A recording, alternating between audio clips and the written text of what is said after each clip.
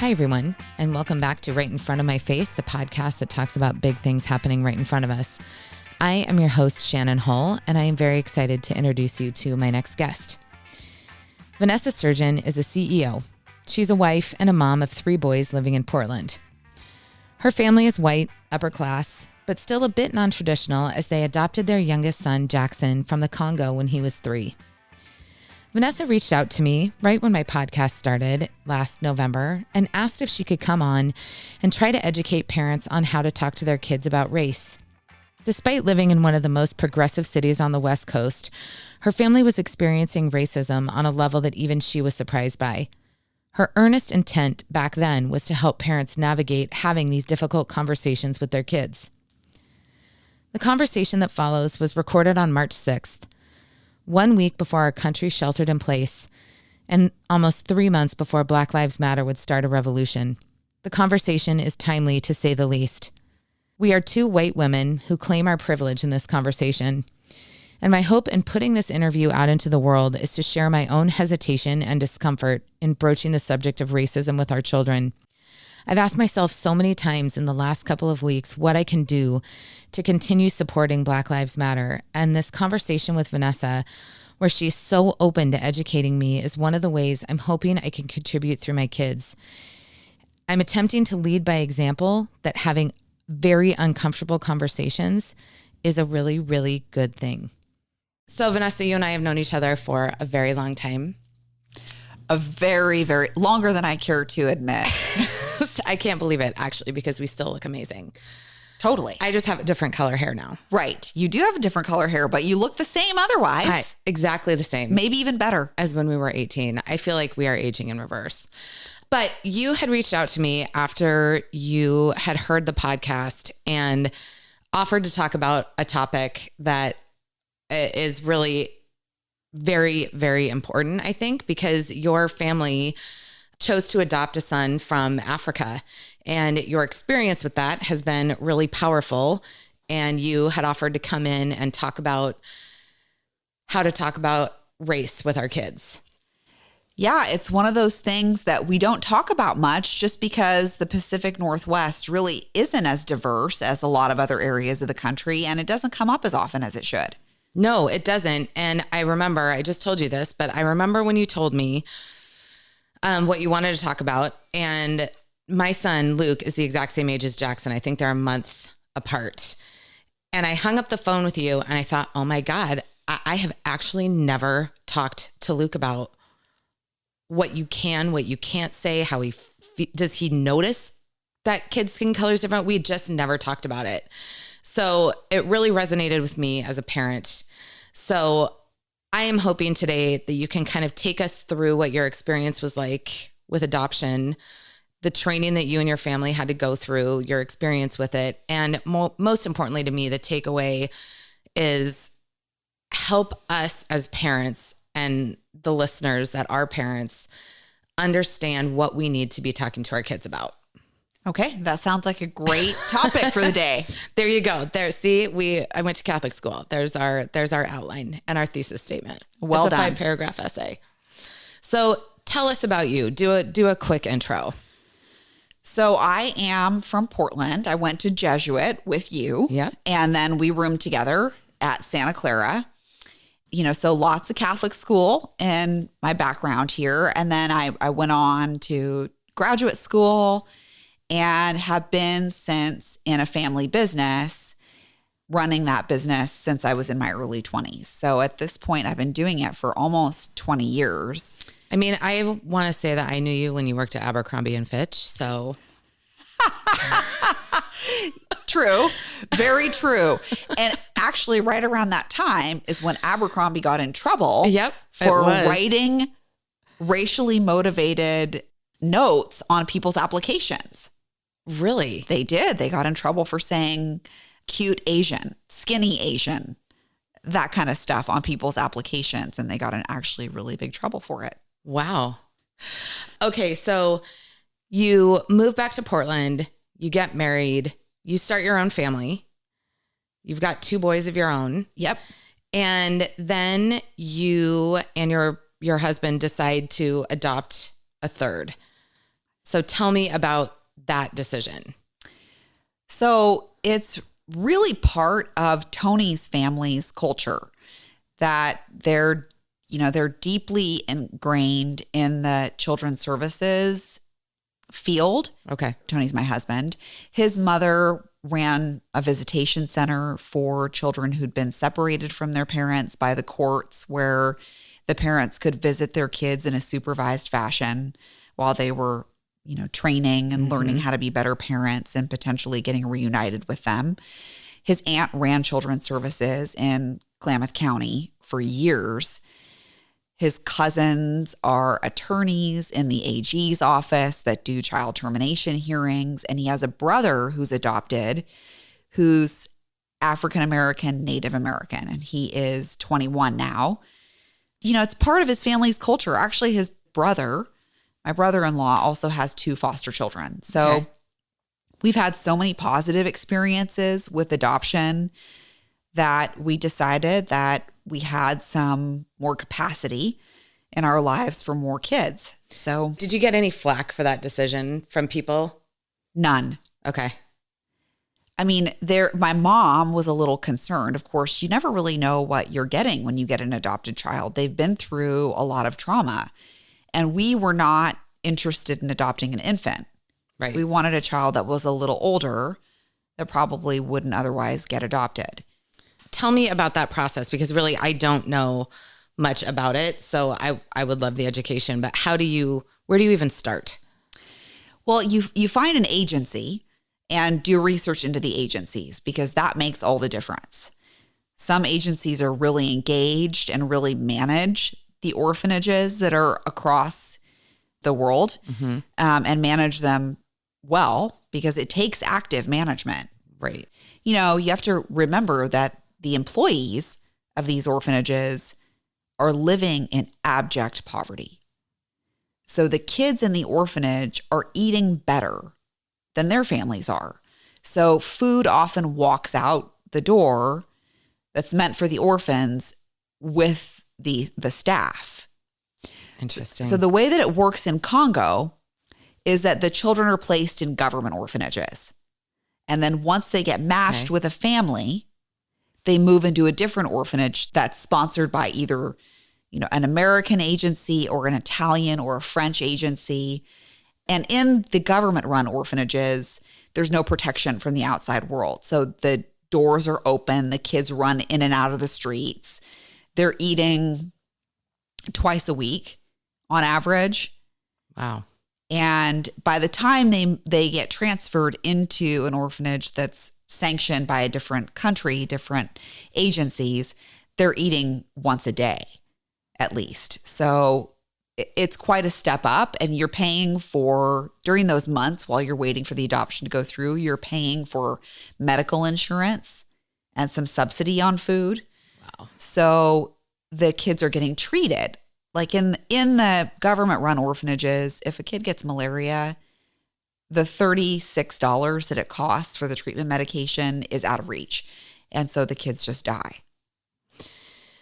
It is such a stark culture contrast. So tell me about where you started. So you found an agency.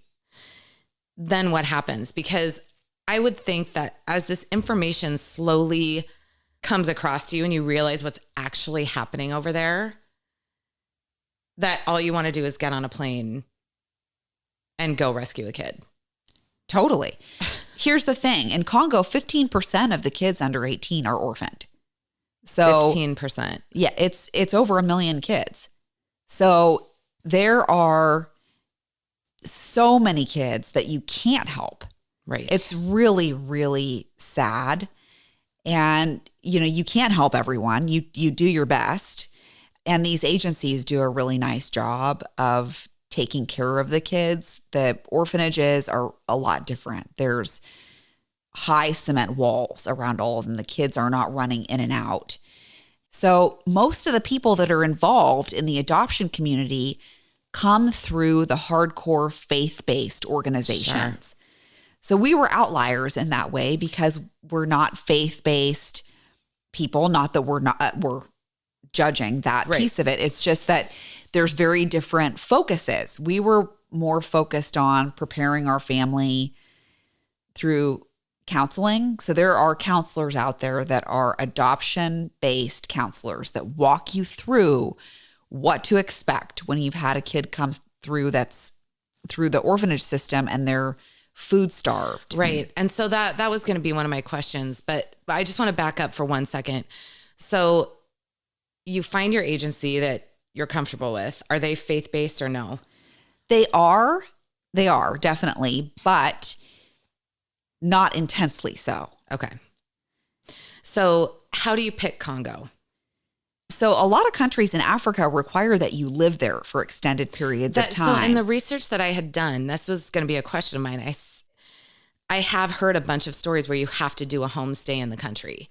Well, Congo doesn't require it. Like we weren't going to leave our other two boys here for an extended period to go live in Africa. And we're not talking a month. We're talking about multiple long stints in Africa. There are long stays in Africa for a lot of the adoptions. Yes.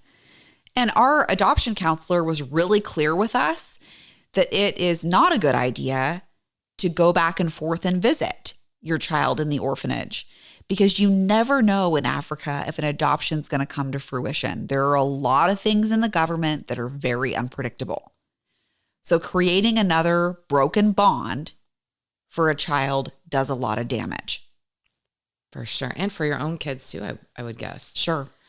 So you live in an area of Portland that is predominantly white, affluent. How do you really try to prep your family for bringing an African child who's going to have some different needs into your home?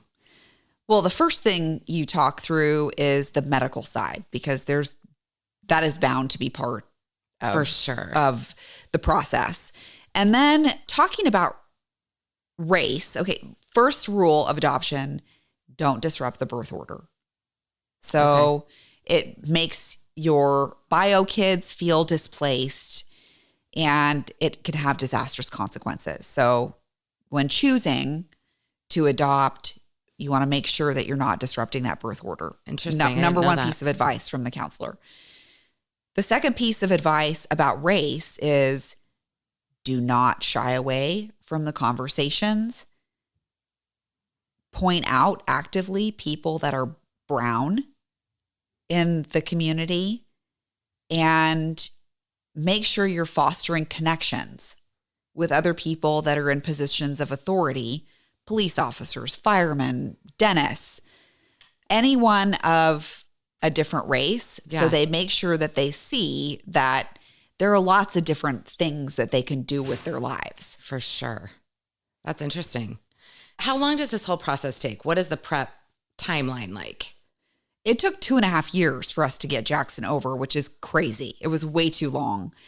But you never know what's going to happen. Our government is really predictable in terms of processing. You get fingerprinted, you go to USCIS, you sit in this room with a bunch of nerdy white guys and super hot Ukrainian and Russian women who are doing the they've gotten married. Yeah. And it is like, I've watched 90 Day Fiance, yes. So I feel like I'm an expert. Okay, great. An expert. But it's funny because you hear about it all the time, but then you sit in those USCIS offices and see it unfolding. Yeah. Like a sea of khakis and white New Balance shoes with these very, very attractive young Eastern European women. But the adoptees are also in that same process as well. It's very predictable. It takes X number of months. It's outlined very well. Africa is a shit fling in terms of process. You never know what you're going to get. Yeah. And things can move through the court system very quickly. Or not. And we were unwilling to ascribe to the bribe model, which works very well. But it wasn't something that we were willing to encourage. So you can get your application processed a lot more quickly if you bribe the right officials. It all just seems so sketchy. It is a little sketchy. I mean, especially when you think about who the end recipients are. these kids who are sitting in orphanages waiting for families. Meanwhile, they're suffering from physical ailments and not building attachments. And, you know, the African orphanages do a fabulous job in that way. They have really lovely, caring, amazing people that work in them and treat these kids really well. So they get a lot of love, just not a lot of nutrition and not a lot of medical care. So you're waiting 2.5 years. How old are your boys when this process starts? Well, we've had Jackson for 5 years, so it's 7.5. They were, 3 and 5. So they're growing up with this notion that they are going to get a younger brother. They just don't know. And they're seeing pictures of him all the time, and he's looking at pictures of us all the time. We sent over a photo album with his room and pictures of the house and our dogs. And so he's at least familiarizing himself. As much as he can. Yeah, as much as he can through pictures. And so they were waiting, and they were so excited when he finally got here and couldn't wait to have this little brother. And then as soon as he runs up to him in the airport, he recognizes them. And he has a really gregarious personality. So the three of them really meshed, and it was an immediate connection. That must have been unbelievable to see. It was so cool. They speak 0 words of the same language. Yeah, well, that was going to be another question I have. I mean, so you waited 2.5 years. You have this huge airport greeting. You have this child now in your house for the first night. Tell me about the difference bringing Jackson home and bringing, a newborn baby home. Well, we were bringing a 3.5-year-old into the house, right? And he's scared to death of our dogs and our cat and can't get enough food. There's no such thing as enough food. How much did he weigh when you brought him home? He weighed 26 pounds. And as soon as he started treatment for Giardia and hookworms, that deflated down to 21 pounds because most of that's water weight in the big distended abdomen that a child with early childhood malnutrition has. So we knew that was coming. Right. So he was a 21-pound 4-year-old. And I cannot even imagine. Oh, he was really skinny, really tiny. None of his vaccinations could be done in his arms. They were too thin. So it all had to happen in his backside. And it took about 6 months and 3 courses of treatment for each of the 2 parasites that he had before his body really started absorbing nutrition. And that second 6 months, he grew 6 inches. Oh my God, in 6 months? Yep.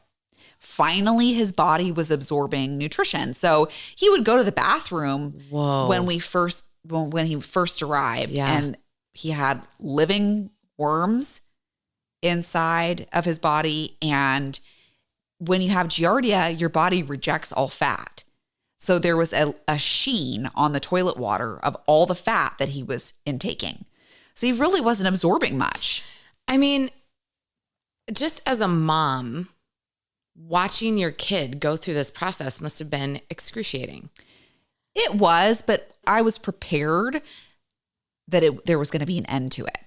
And for my bio boys, as they're complaining that their chicken nuggets are overdone and Jackson is eating the stink bugs and the spiders off our walls live. Because that's all he knew? That's all he knew. It was food. He could get his hands on it and he would eat whatever you put in front of him.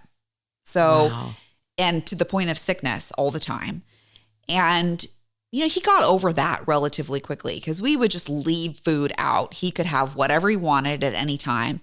And he figured out pretty quickly that wasn't going to stop for him. So he settled into that pretty quickly. But every time he would take a bite of any food, a dried apple or take a drink of Sprite, he would go, every time he took a bite. Just it was savoring it, like food appreciation like you've never seen. Did your boys recognize that? Because they're still pretty young.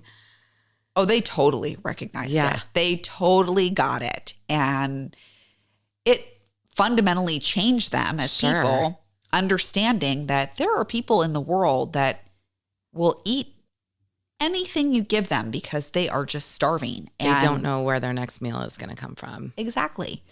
I mean, it just is like that whole place of privilege that we do not even understand. We don't even understand it at all. So he had been in 5 different orphanages while he'd been in Congo. At 3.5. I mean, that is so crazy. That is just to think about it.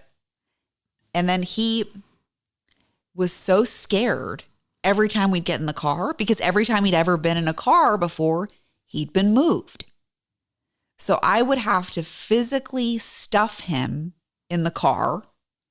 I'm sweating. He's crying, yelling, "No, mama, no," because he's thinking I'm going to leave him somewhere. And how long does it take him to learn English? Because it is a certain amount of time where you like literally can't communicate with him and say like, I'm not going anywhere, but he would not even understand it. He wouldn't understand it, and his experience tells him something different, right? Yeah. So it took about 6 months for him to really be able to speak English, and about a year before he was really there.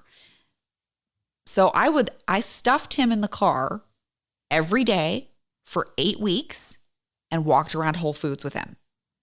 He sat in the basket, in the front of the basket. My back was killing me because he would wrap his arms around my neck. He was so afraid I was going to leave him. And we would walk around Whole Foods and I'd be hunched over, walking around Whole Foods with his arms around my neck in the shopping cart. And it took about 2 months for him to understand that he was coming home every time with us. And once he got there, he started to really be able to settle in. That's a long 8 weeks. Oh, my back was killing me after all that time. And it's funny because with my other 2 boys, no one ever tried to just pick them up at the grocery store or Rite Aid or whatever. And I think that because people know he's not biologically mine, right?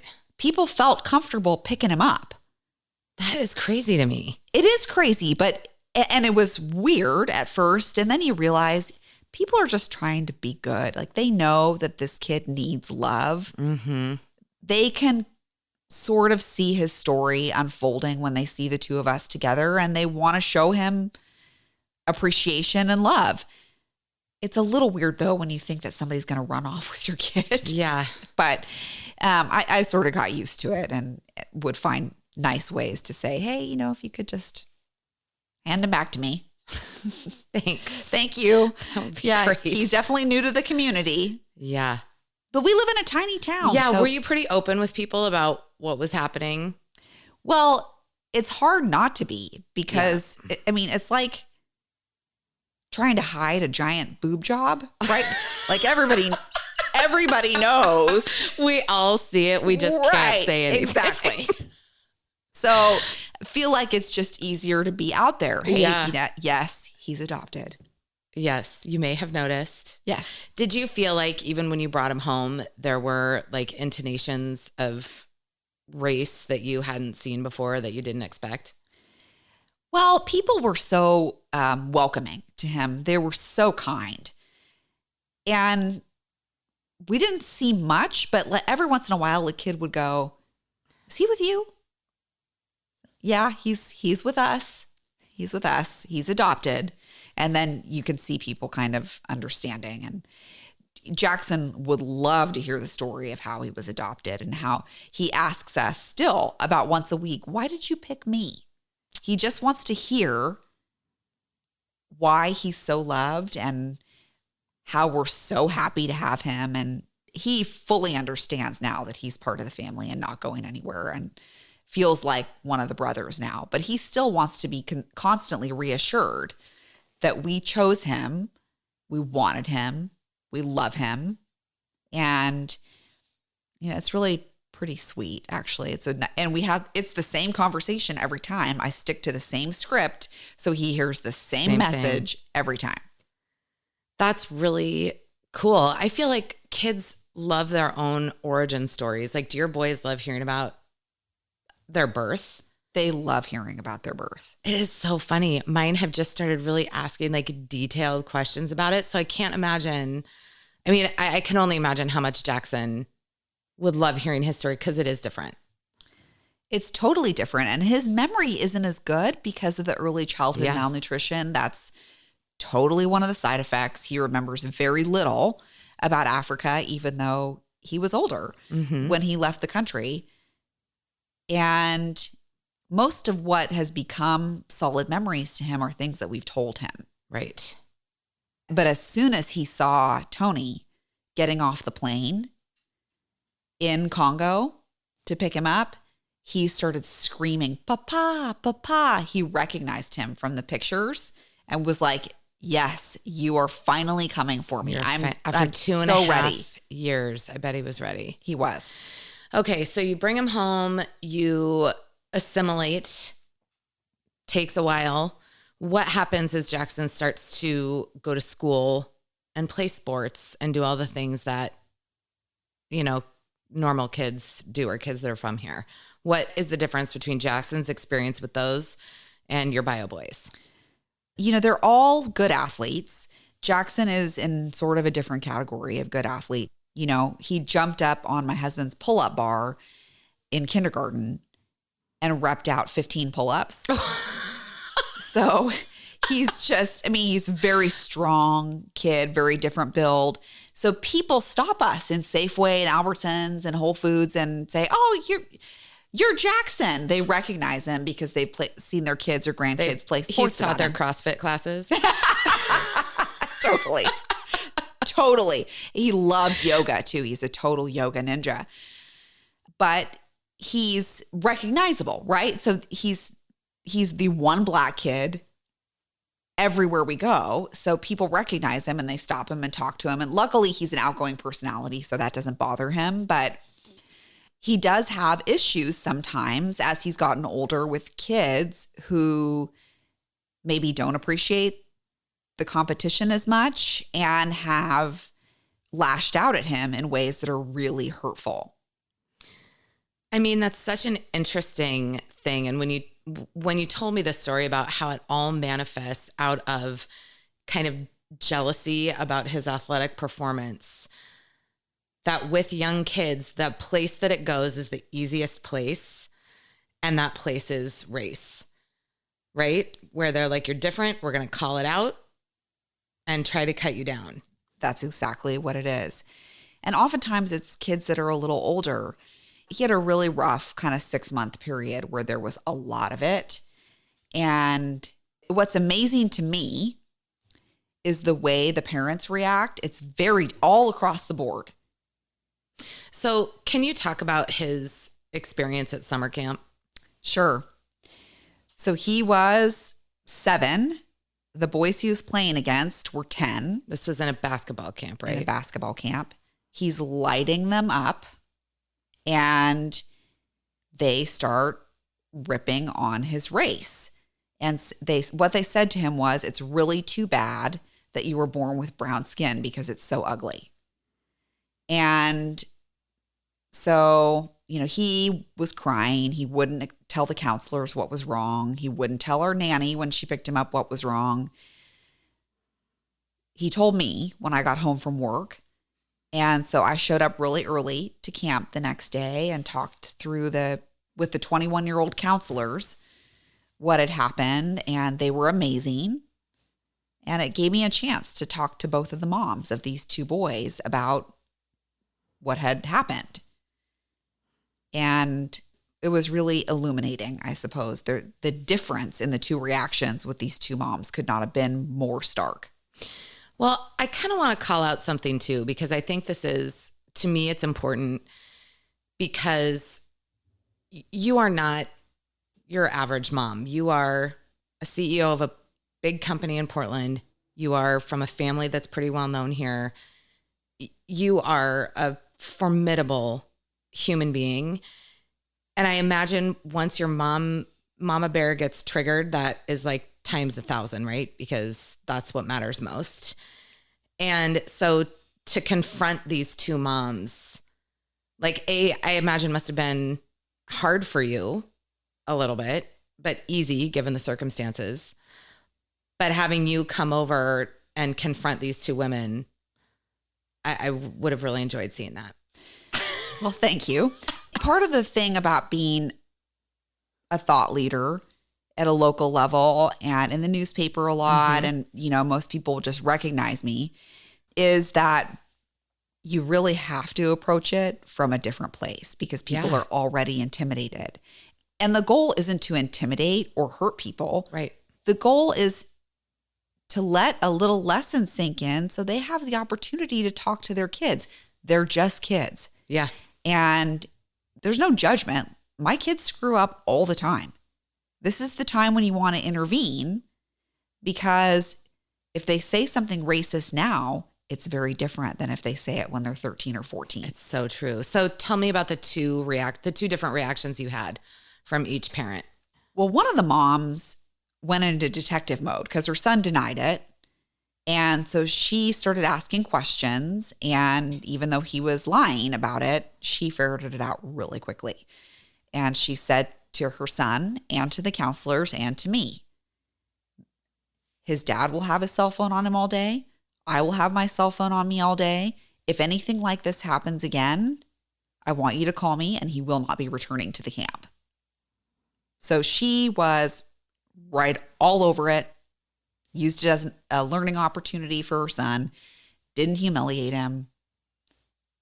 Perfectly appropriate response. The other mom said she didn't believe it because they have a biracial couple at their church.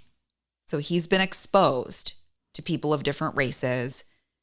So she just didn't believe it. But that Jackson had kicked her son, and she wanted to know what the counselors were going to do about him kicking her son. So she just turned it back. She did. And she said, I don't believe it, and there were no witnesses.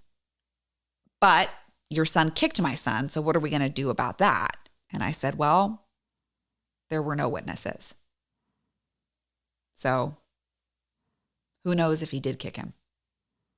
And the counselors, their kids, right, saw the difference between how the two parents reacted, and they asked one of the kids to leave the camp. Wow. And they let the other one stay. Wow. It just gives me so much hope for the younger generation that they recognized that one parent was going to deal with it and the other one wasn't. I mean, I couldn't have been more proud of these kids. I thought it was amazing of them and really emotionally intelligent. Yeah. Reaction. For sure. So coming off of that experience, how do you help Jackson handle that? Jackson is going to have to deal with that his entire life. You have to think about what life is like for him now. He's adorable. He's 8. He's tiny. When Jackson is 15 and has a hood up because it's cold outside, that's a very different story. So in this house, we don't wear hoods. We don't wear hoods now because you've got to know that you scare people when you have a hood up because they can't see your whole face. And that could be dangerous to Jackson. It's not going to be dangerous to my older 2 kids. Right. But for Jackson, it's actually could be a life-threatening decision. So he has to know from a very young age how to talk to police officers, how to speak to adults. And these are like real conversations you're having to have with your son. We're not having the conversation about police officers yet, but we are having the conversation about differences and respecting differences in people. And Jackson sees skin color very differently than other kids his age that are not Black. He calls white people peach, and he cannot understand why we call white people white. He says, I only have one white friend, and she's real white. But it's... Wait till he meets me.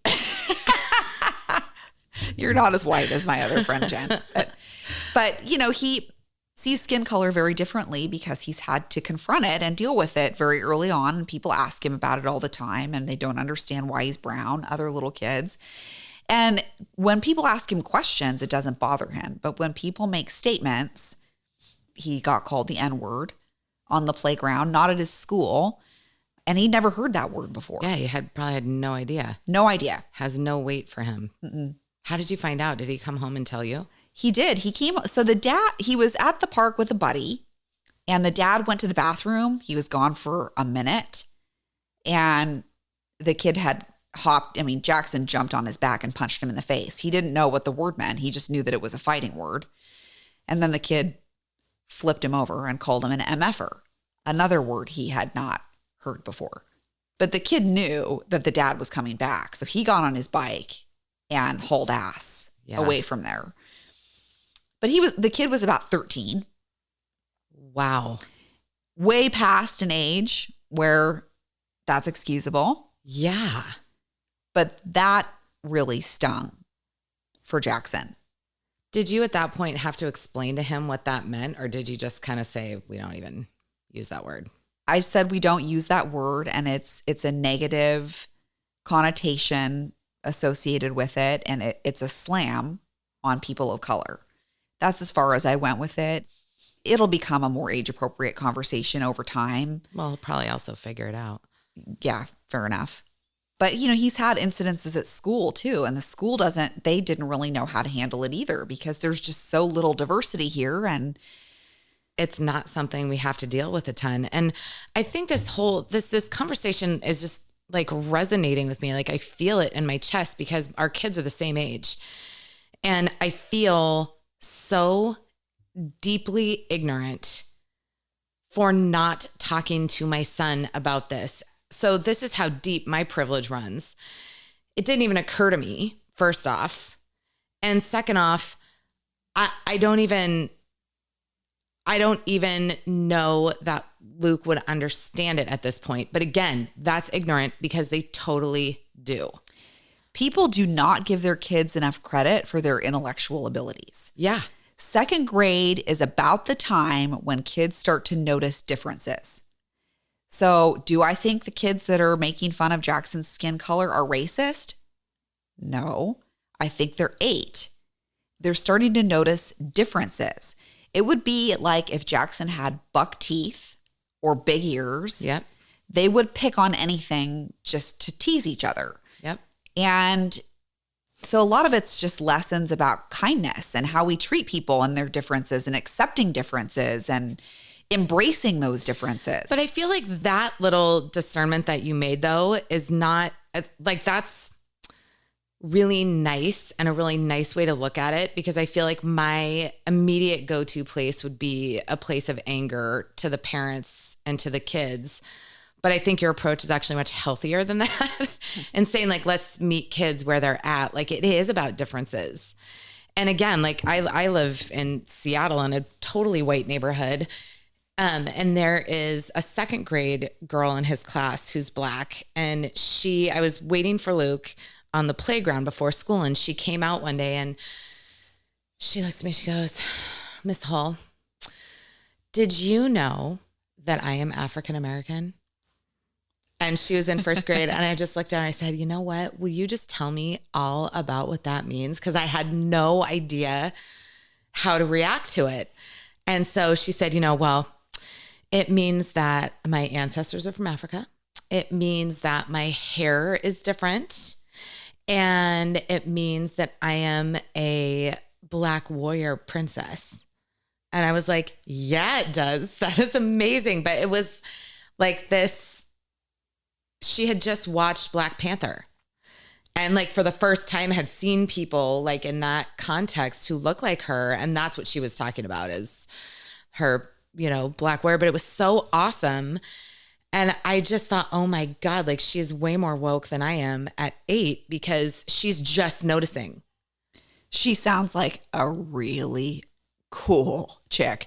And I bet she has some really cool parents too. She has a real cool mom. And I actually asked her mom to give some parenting seminars because clearly she is doing something very right. But similarly to you, it's like these conversations of meeting kids where they're at and giving kids the benefit of the doubt and saying this is a teachable lesson about kindness and difference.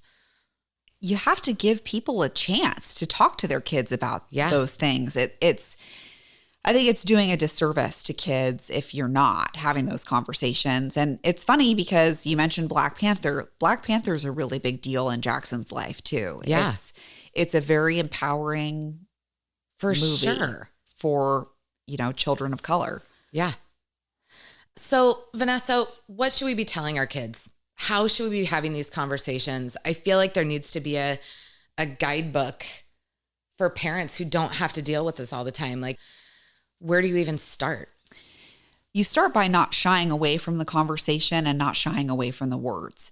So it's one of those things you learn about in adoption counseling right from the beginning. And it's one of those things that I wish in the adoption world people would be required to do, because a lot of these organizations are faith-based. There's a lot of prayer about it. Yeah. Unfortunately, there's not as much emphasis on education about it and preparedness. You can't really pray those things away.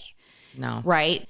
And that's really the approach that most people take. In fact, I shut myself out of all the adoption boards because there's, this whole undercurrent about spanking and that's the right way to discipline these kids who are, it's part of the culture of, the hardcore Bible focused set. So it's definitely part of every thread on adopting from Africa, the discipline portion. But it's just, if you take the time to talk to your kids, use the real words, say Black, not African American. Jackson's not African American. He's African. Yeah. But I feel like even sitting here saying the word Black, I feel uncomfortable. Because I feel like I don't. Black is the right word. Black is the right word. We should not shy away from the word Black. If African American isn't correct, then we shouldn't use African American. We should say Black and Asian and Chinese and Japanese and Korean and Indian, and don't be afraid to use those words. Not the slur words, obviously. Right. But, use the real words, just like if you're having a sex ed talk with your kids, you don't use euphemisms for body parts. It's very similar. We're just direct. Or if you're like my mom, you just throw a book at me and say, read this. Oh, nice. Good one, Mom. I know. Thanks, Mom. So I think having the conversation is so important. And actually, after you and I talked months ago, that day sat my son down and was like, we have never talked about this, but we should. And actually had a great conversation. He looked at me like I had four heads and was like, duh, Mom, like, I've noticed that she's Black. It doesn't matter. Like, what's the big deal? And I'm like, okay, you're 8, but like, let's talk about the insults about it are the same as calling somebody with buck teeth a name or calling somebody that's overweight a name. Like it falls into that same category. And that seemed to be something he could wrap his brain around more. And just having the conversation that you can't call people names. You can't call people names. Period. And listen, this is the way that people were born. It's not okay to make people feel bad about the way they were born. So it's really just an education piece, and you have to keep talking about it too. Yeah. So much of this is educational, and so much of it is exactly what you're saying, is like having the conversation about it, because my tendency is to shy away from that conversation because it's uncomfortable. I don't want to make anyone mad. I don't necessarily have confidence in my own ability to know what the right vernacular is. But I think this particular situation has really made me aware that my own lack of confidence in it is not a good enough reason to not have the conversation with my kids. Totally. It is uncomfortable. Yeah, it feels uncomfortable for sure. That said, if you make a point to introduce them to people as, this is Dr. So-and-so. Yep. I always make that point, especially when it's a woman or a person of color, that my kids understand that that person is a doctor. They've achieved something really incredible. So they see that there are different people in those positions of authority, that it's not just a white man. Yeah, it's so important. Well, I so appreciate you being willing to have this conversation, and not only to have it with me, because I feel like I've learned a ton, but also to be able to share it with anybody out there that might be shying away from this conversation, because I can't imagine that I'm the only one. And I can't imagine you're the only adoptive mom that is horrified by what she's seeing and hearing in these communities that Seattle and Portland really preach a lot about how inclusive they are and how liberal they are. But the actual experience of someone of color in this city is very different. It is very different. They're not facing it right very often, and they don't know what to do with it. So props to Jackson's school. He's the only Black kid in the school. There are a couple of mixed race kids. But for bringing in a consultant to teach them how to deal with it in a way that's helping these kids and parents evolve their families. I think that's exactly the word. It is totally an evolution. And I mean, this podcast has given me a really good reason to get super far out of my comfort zone and learn a lot more. But for those of you listening, this is really important. It's important evolution for us as we're parenting our kids into this new generation who's really so cool. Like, these kids are cool. They're so much more woke than we are. But it is up to us to kind of lead them down that path. And I think, you're doing an awesome job of that. So I really appreciate you being willing to share yourself and your story with everybody who's listening. Thank you for offering me the platform to do it. I really appreciate it. As I've said before, my commitment and my mission remains to continue having non-judgmental and potentially very uncomfortable conversations. Vanessa made herself open and vulnerable in educating the people around her about her family's experience, and I am so, so grateful. My hope, as always, is that you can take something away and have an open conversation with your own children. If you have comments, please leave them on my website at www.rightinfrontofmyface.net. You can find me on email at infrontofmyface@gmail.com. You can find me on Twitter at infrontofmyface. You can find me on Instagram at rightinfrontofmyface. Thank you so much to everybody for spending your time listening to these stories. If you like them, please leave a review. Please subscribe. Please tell your friends about it. This podcast relies on your support to continue growing. Thanks so much.